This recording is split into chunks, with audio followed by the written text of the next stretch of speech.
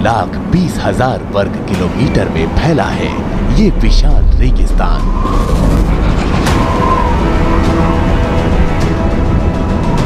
हर कोई तो इसकी आगोश में है यहाँ। दिन हो या रात, यहाँ नई संभावनाएं और खतरे साथ साथ चलते हैं।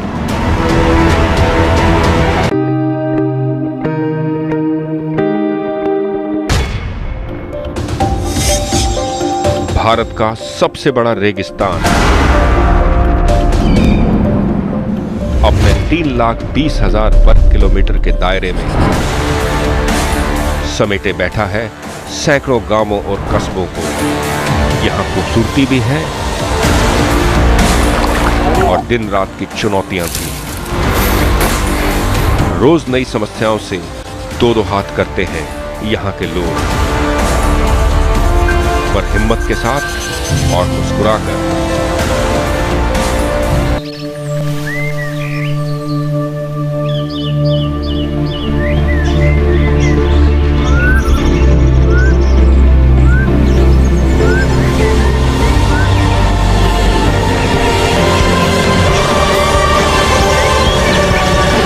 राजस्थान की सुबह।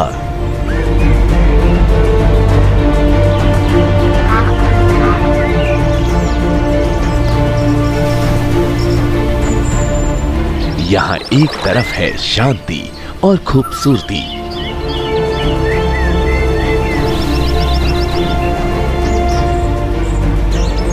तो दूसरी तरफ है वही शोर शराबा और चिल्लपौं जो देश के हर शहर की पहचान बन चुके हैं। इन सब से राजस्थान भी अछूता नहीं है।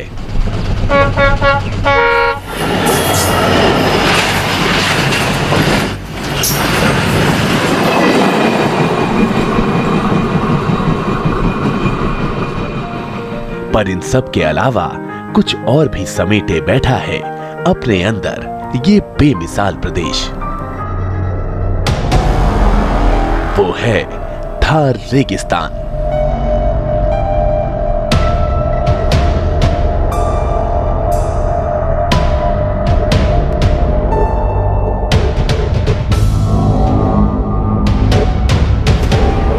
भारत का सबसे बड़ा रेगिस्तान।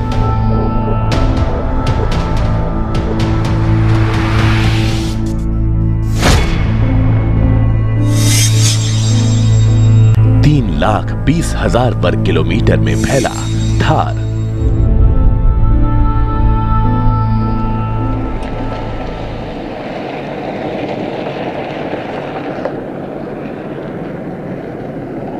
और इस थार में ही बसे हैं कितने ही छोटे बड़े शहर, कस्बे और गांव।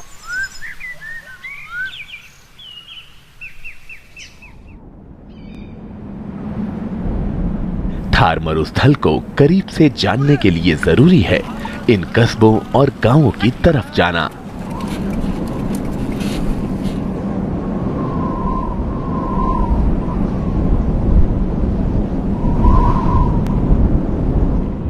मीलों मीलों तक फैले रेत के टीलों के बीच जिंदगी कैसे गुजारी जाती है, वो यहीं आकर पता चलता है।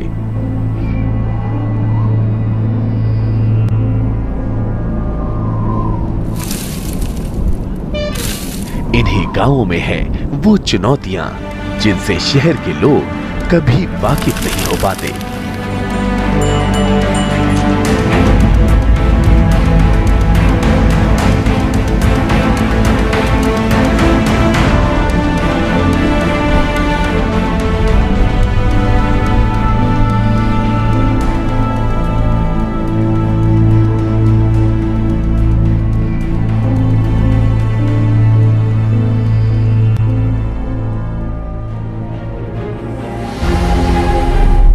सौ से ज्यादा साल हो गए हैं बीकानेर को बसे हुए।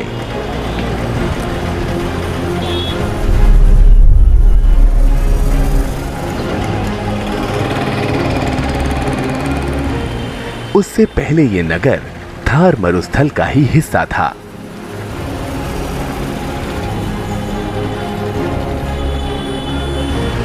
पहली नजर में बीकानेर किसी और शहर जैसा ही दिखेगा। हाँ, जूनागढ़ का ये महल जरूर आकर्षण का एक बड़ा केंद्र है।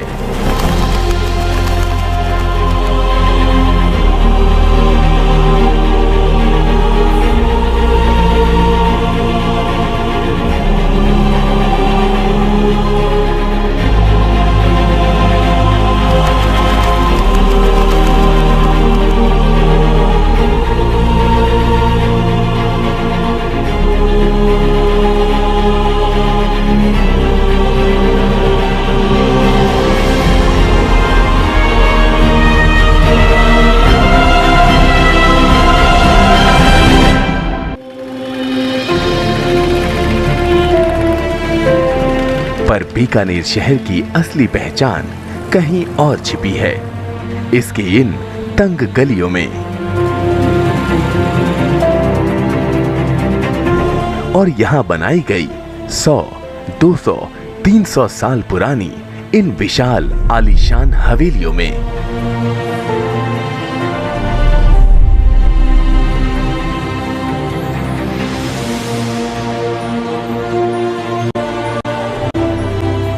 ऐसी 1000 से ज्यादा हवेलियां यहाँ मौजूद हैं और ज्यादातर वीरान पड़ी हैं। शायद थार रेगिस्तान की प्रचंडता को इनमें रहने वाले लोग झेल नहीं पाए और चले गए इन हवेलियों को छोड़कर बड़े शहरों की तरफ।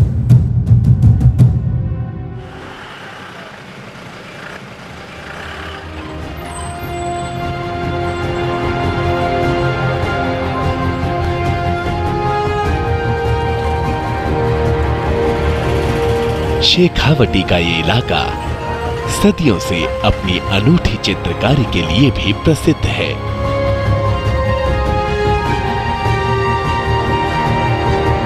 इन हवेलियों में आज भी जिंदा हैं न मालूम कितने गुमनाम चित्रकारों की ये कलाकृतियां।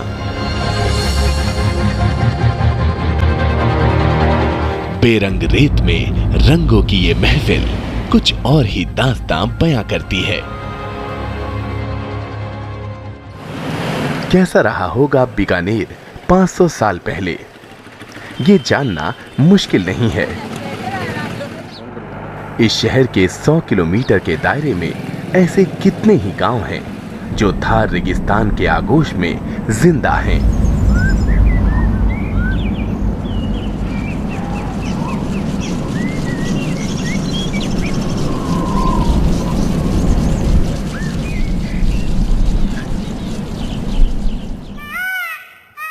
ऐसा ही एक गांव है कतरियासर।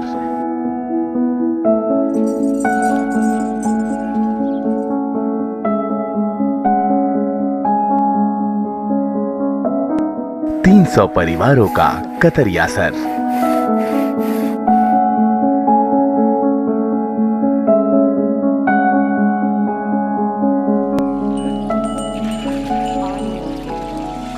यहाँ आने पर ऐसा ही लगेगा मानो आप 500 साल पुराने राजस्थान में पहुंच गए हैं।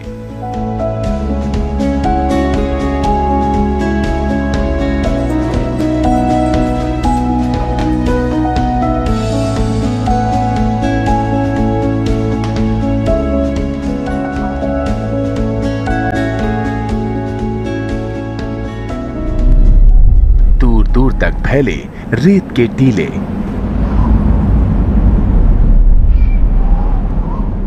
और हर वक्त की चुनौतियों से दो दो हाथ करते यहाँ के लोग।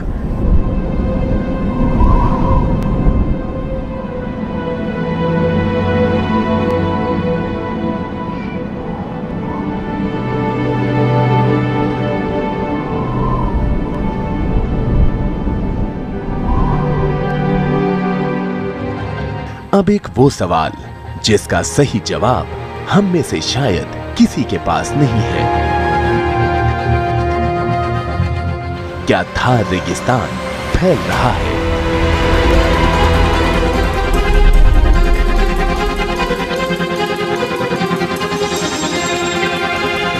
ऐसा माना जाता है कि 1950 के बाद थार ने अपनी जड़ें पंजाब, हरियाणा और मध्य प्रदेश तक फैला दी हैं।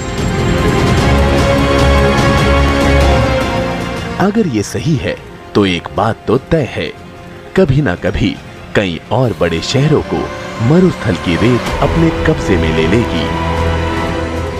इस प्रक्रिया में ग्लोबल वार्मिंग रेगिस्तान की सबसे बड़ी सहायक साबित होगी।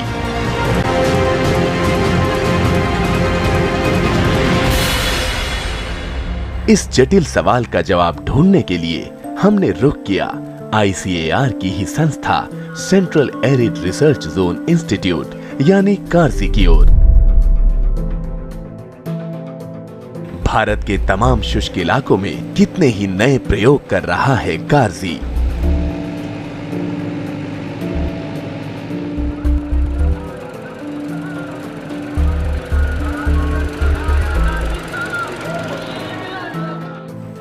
थार रेगिस्तान के बढ़ते कदमों को कैसे रोका जाए, इसके लिए कार्सी के वैज्ञानिकों ने बहुत काम किया है। मसलन इन रेत के टीलों के आसपास वनस्पति उगाना,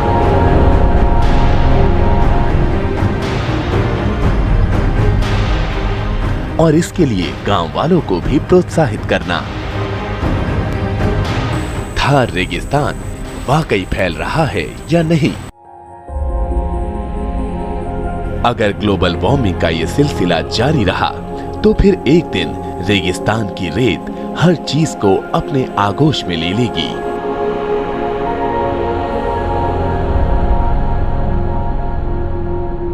इसका एक छोटा सा नमूना दिख रहा है इस सड़क पर।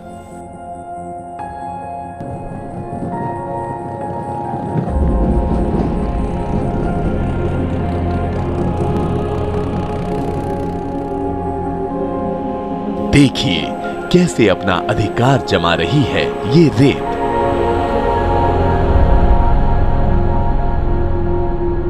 अगर इसकी चले तो ये सड़क के अस्तित्व को ही मिटा दे। पर ऐसा होगा नहीं। बढ़ते रेगिस्तान को रोकने के लिए थार इलाके के किसान सबसे अहम भूमिका निभा रहे हैं।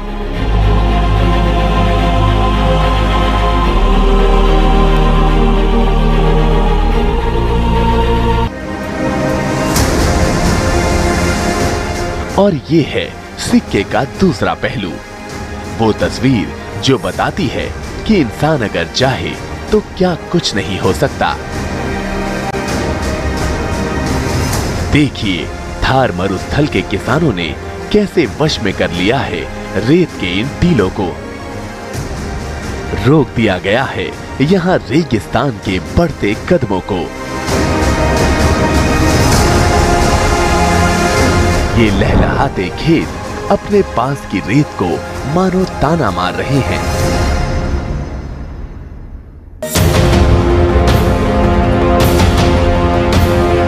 कहानी अभी खत्म नहीं हुई है। चुनौती की अगली कड़ी में आपको मिलवाएंगे उनसे जो आज भी थार मरुस्थल से दो दो हाथ कर रहे हैं। पेट भरे और क्या कर, बरसात नहीं तो दाना को नहीं, घास फूस को नहीं। कई तरह की आवाजें उठती हैं इस बेरहम रेगिस्तान से।